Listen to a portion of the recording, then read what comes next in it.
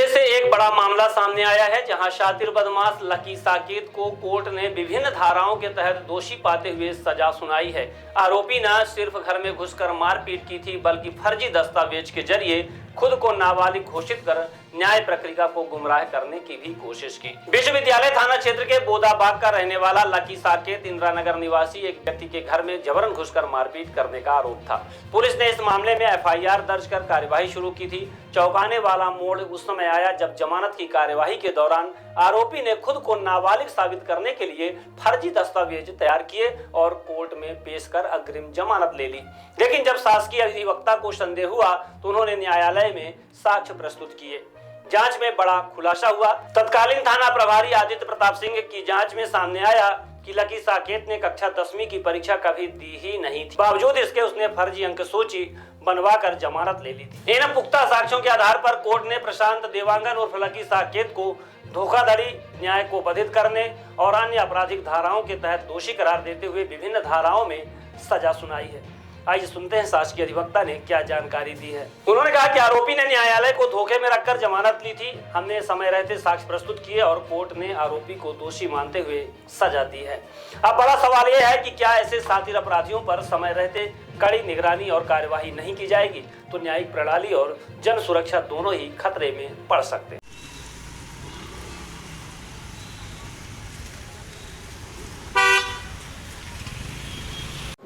फैसला हुआ है, किसको सजा दी?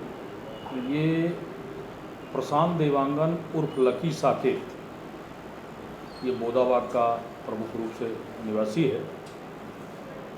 इसने 14/3/2014 को इस प्रकरण के फरियादी सुनील सिंह, पिता राम सिंह, निवासी सिंगल नर्सिंग होम के बगल बारा के रहने वाले हैं, उनके साथ उनके घर के अंदर घुस के अपने साथियों सहित घर में के अंदर घुस के माँ बहन की भद्दी गाली दिया और उनके साथ मारपीट की, जिस पर आरोपी के विरुद्ध अपराध क्रमांक 145/14, धारा 294, 452, 506 B/34 का अपराध इसके विरुद्ध का पंजीबद्ध किया गया। और जैसे ही पुलिस के द्वारा अपराध पंजीबद्ध होता है तो आरोपी मौके से फरार हो जाता है। लुक छिप कर अपनी अग्रिम जमानत लगाने का उसने प्रयास किया और जो अग्रिम जमानत लगाने का प्रयास किया उसने अपनी 10वीं की मार्कशीट, हाई स्कूल की मार्कशीट वर्ष 2013 की, जिसका रोल नंबर 13, 32, 38, 81 था, इस पर अपने आप को नाबालिग बना करके जन्मतिथि लिख करके और बेल एप्लीकेशन, अग्रिम जमानत का जो बेल एप्लीकेशन लगाया था उस पर अपने अधिवक्ता के माध्यम से लगवाया।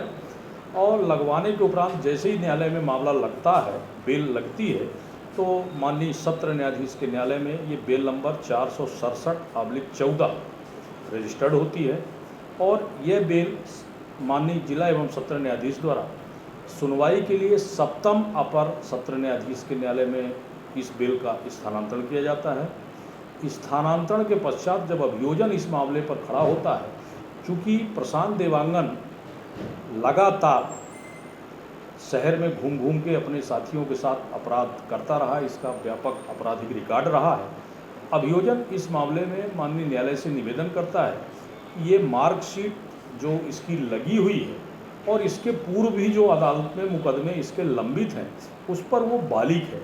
इस मामले में अपने आप को नाबालिग घोषित कर रहा नाबालिग का मार्कशीट लगाया है।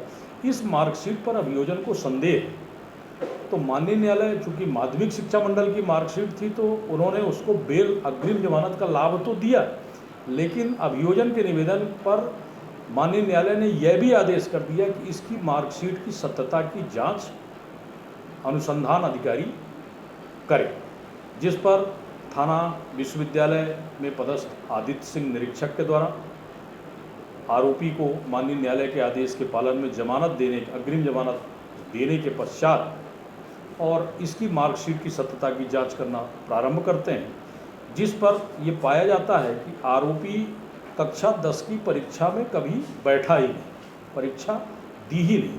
इसने अपनी फर्जी तरीके से अंक सूची बनाई और अंकसूची बना के अग्रिम जमानत का लाभ प्राप्त किया, जिस पर पुलिस के द्वारा जो माननीय न्यायालय का आदेश है उसके पालन में पुलिस के द्वारा इसी आरोपी प्रशांत देवांगन उर्फ लकी साकेत के विरुद्ध थाना विश्वविद्यालय में पुणे से 420, 467, 468 और 471 का मामला पंजीबद्ध करके और पंजीबद्ध किया और उसकी जांच की, उसकी मार्कशीट की, दस्तावेज कलेक्शन किए और विवेचना उपरांत चालान न्यायालय में पेश हुआ।